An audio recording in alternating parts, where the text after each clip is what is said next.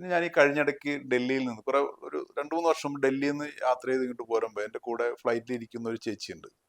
എനിക്കറിയില്ല അവരാരാന്ന്. എൻ്റെ തൊട്ടടുത്ത സീറ്റിലിരുന്ന ഒരു വൈക്കത്തുകാരിയാണ്. അപ്പൊ ചേച്ചി, ഞാൻ പള്ളിപ്പുറം എന്ന എൻ്റെ ഗ്രാമത്തിന്റെ പേര്, ഞാൻ പള്ളിപ്പുറംകാരനാണ്. അപ്പൊ ചേച്ചി ഞങ്ങളുടെ എൻ്റെ ഒരതിർത്തി വേമ്പനാട്ടുകാര്, ഞങ്ങളുടെ ഗ്രാമത്തിന്റെ ഒരതിർത്തി വേമ്പനാട്ടുകാരും ഒരതിർത്തി കൈതപ്പുഴക്കാരും. വേമ്പനാട്ടുകാരൻ്റെ അങ്ങേക്കരയാണ് വൈക്കം എന്ന് പറയുന്നത്. അപ്പോ ചേച്ചി പറഞ്ഞത് ഞാൻ വൈക്കത്താണോ, ഞാൻ പള്ളിപ്പുറത്താന്ന് പറഞ്ഞ് അങ്ങനെ സംസാരിച്ച് ചേച്ചി എന്നിട്ട് എന്നോട് എൻ്റെ നാട്ടിലെ 2 ആൾക്കാരെ കുറിച്ച് തിരക്കുവാണ്. എൻ്റെ നാട്ടിൽ അന്ന് കോളേജ് പ്രൊഫസർമാരുണ്ട്, സാഹിത്യകാരന്മാരുണ്ട്, അറിയപ്പെടുന്ന പല ആൾക്കാരുണ്ട്, ബിസിനസ്സുകാരുണ്ട്, എല്ലാവരും ഉണ്ട്. ആരെ കുറിച്ച് ചേച്ചി പറഞ്ഞില്ല. ചേച്ചി എന്നോട് ചോദിച്ച ആരെ കുറിച്ചാണെന്നറിയാമോ? കല്യാണി അമ്മയെയും കമലാക്ഷി ചേച്ചിയെ അറിയുമെന്ന് ചോദിച്ചു.